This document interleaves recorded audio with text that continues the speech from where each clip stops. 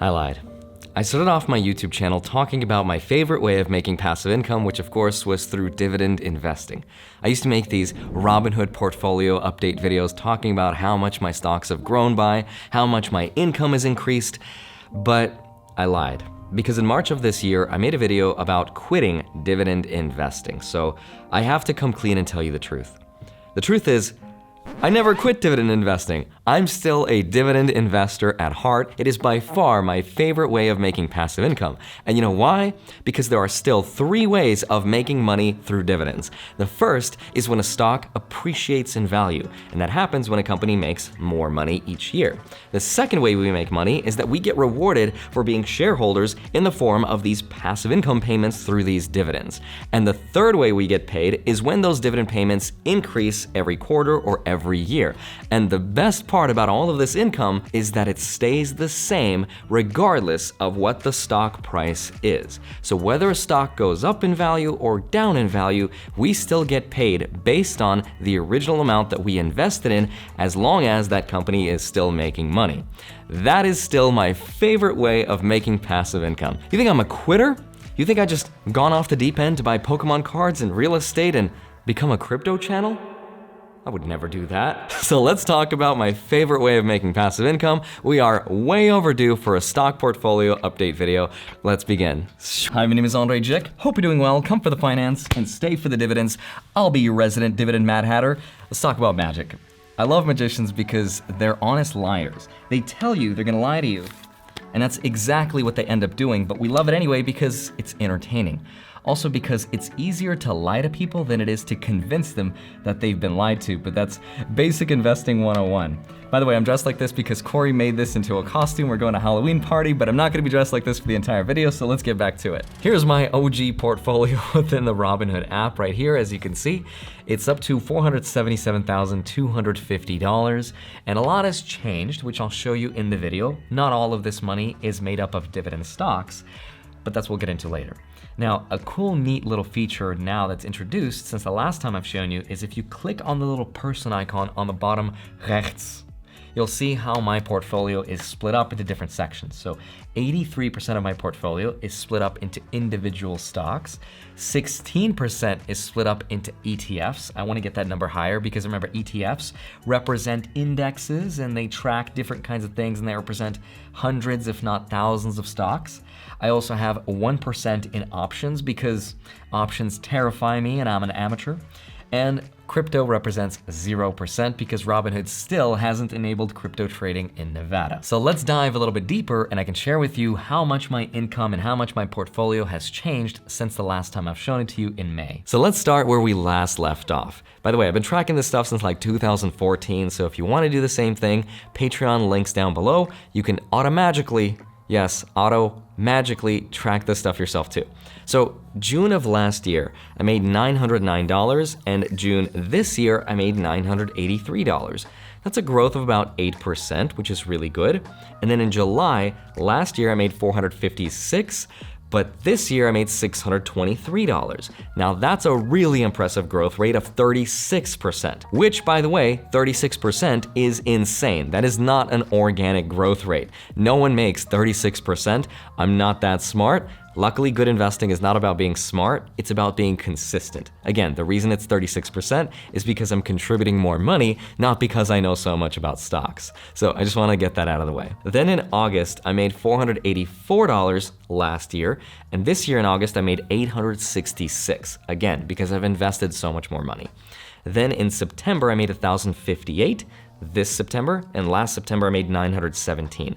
So you could see that this income is slowly growing and steadily becoming larger and larger. And the idea is that someday this monthly income, instead of reinvesting back into itself, I could use to pay my bills and become retired and support my lifestyle, which is the goal. Now, right now I'm contributing about $2,500 a week or $10,000 a month, but I'm about to change that. So let me just share with you the biggest changes and updates to the portfolio. Most of my recent growth, by the way, has come from buying broad market index fund ETFs like VTI and VOO. That's my honey and lemon, my bread and butter, my cow and chicken, so that's what I've been buying most of. For VOO, I have roughly 40 shares, and I'm gonna cancel my recurring investment right now, so which is 1,000 a week, and I'll show you why in just a second. But VOO is an amazing stock. It has a very low expense ratio of 0.03%, which means for every $10,000 you invest, you only pay $3 a year out of pocket, which again is great because with this one stock, you're exposed to the top 500 companies in the entire US. And if you stick to just buying this one stock, you'll do really well for yourself. The other position I have is VTI. Now, I have about 157 shares at $208 a piece. And again, this one is awesome, and I like it just a little bit more than VOO because VTI has all of the things VOO has, but it has the entire US stock market as well, including small cap companies, which means Tesla, for example, before they were included in the S&P 500, when it was going to the moon, VTI had that stock inside of it, whereas VOO did not. And so over the long term, I think VTI should do just a little bit better than VOO, but both stocks are great. So I have VTI set up as a recurring buy at $1,000 every week, which I'm also gonna cancel now. And instead of every week, I wanna set this up to every day. And I'll set the primary method to my buying power because I have like $20,000 of cash inside Robinhood. And once that's invested, I'm going to use my secondary backup method as my checking account because I do not use my savings account because banks pay virtually nothing in interest. I don't know why they have savings accounts anymore. I just don't use mine. And one thing that I found odd within Robinhood is that for some reason, they don't show us the dividend yield on either of these stocks. And I'm guessing it's because it's hard to track dividend yields in ETFs that track so many different companies because those dividends go up, they go down, they go sideways. And so I wish at least they showed us the average, but I had to manually look it up. For VOO, they pay 1.4% a year, and VTI is averaging about 1.24% per year. Now, based on that extra $30,000 a month that I'm investing into VTI, multiplied by its dividend yield of 1.24% means I'm going to make an extra $372 a year. And I know what you're thinking, Andre, who has an extra 30 grand laying around just to make a measly extra $372 a year? And that's a good point, but I'm doing that on purpose, and I'll explain why in a second. The other biggest update is that I've turned on the DRIP, the dividend reinvestment plan, which automatically, I thank you, reinvests our money back into the same stocks that paid us to begin with. The upside of having this feature turned on is that it immediately invests our money so that we have more time for it to grow. The other upside is that it automates our investing so that we don't have to check our portfolios every single day like a crypto investor would. Crypto is fun, they said. I've been doing this for a week and I'm only 22. The struggle's real. The only downside to DRIP is that if you're somebody who's a value investor, sometimes it's better to build a cash position and then buy a stock you feel is undervalued rather than have your money invested into something that might be overvalued. The other downside is that if you have a large portfolio like mine of 100 or more stocks, you start to buy fractional shares, which means decimal points, and that's no fun because it becomes a full-time job to have to continually update your portfolio every single time. I wish I had more time, but that's the only downside, and otherwise DRIP is great. I'm also investing $2,000 a month inside the Fundrise app where I buy real estate and then I get paid dividends on top of that. Or I'm buying REITs is the more technical term. And so far since last June, I made $5,300 or 13.5% year over year, which is actually really good. Now I'm doing this because of diversification. The idea being that if my crypto goes down, I have my stocks. If my stocks go down, I have real estate. If real estate goes down, I have my YouTube channel. And if my YouTube channel goes down, I'll just eat my sweet, sweet, delicious Pokemon cards for breakfast. I'm also investing inside the Voyager app. I have a recurring buy set up at $1,000 per day buying Ethereum because I think it's gonna go bonkers next year. I think it's a great investment, and Voyager is an awesome platform. I actually got to talk to the CEO of Voyager, and he told me that there's no plans to lower their interest rate, which is great because they have some of the best interest rates across the entire industry. Unfortunately, their customer service needs a lot of work, so I can't recommend them yet until it gets better. But BlockFi, on the other hand, does have great customer service, and they've actually paid me more than $21,000 in interest from my portfolio portfolio, which is amazing because that's more than the last 3 years of my dividend portfolio combined. And the reason for that is, of course, because my crypto portfolio is so much larger and because interest rates in crypto are so much higher. And by the way, if you'd like to get up to $250 worth of free Bitcoin, use this BlockFi link right here, blockfi.com/Andrei, and get some Bitcoin. Shameless plug. And the whole idea behind why I've switched my strategy from focusing on value investing and buying dividend stocks and instead buying broad market index funds is because index funds have traditionally made more money while keeping your taxes lower. If you compare VTI or VOO, the non-dividend focused ETFs, to a dividend focused one like SPHD or VYM, and you will see that almost always across the board, it's the simple broad market index funds that beat dividends across almost all time periods, even when you factor in the price appreciation of the stock itself, the dividend increases, the dividend payments.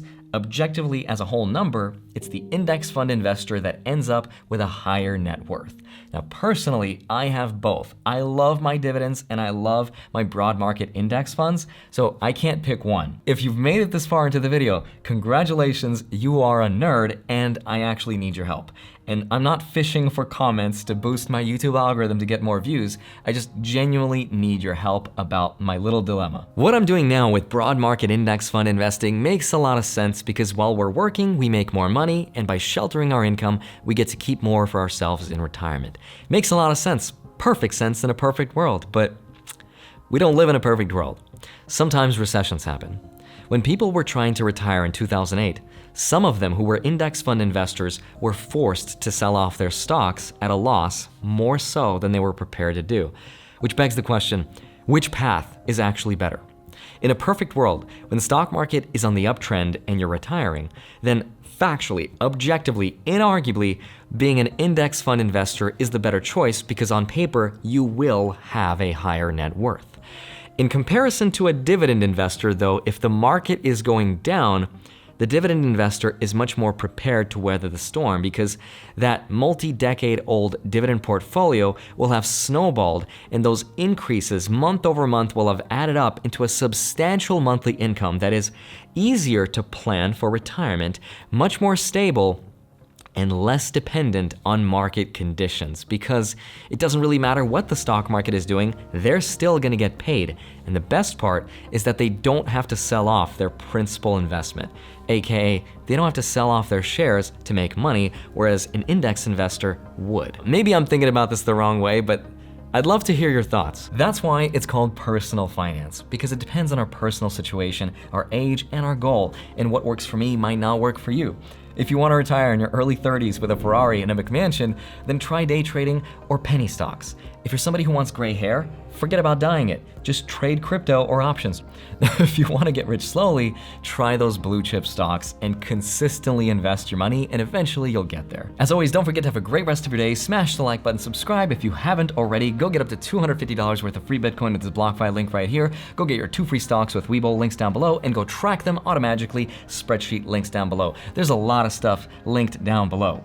Love you. Thank you so much for watching. I will see you back here on Monday, Friday, sometimes a Wednesday. I'll see you soon. Bye-bye.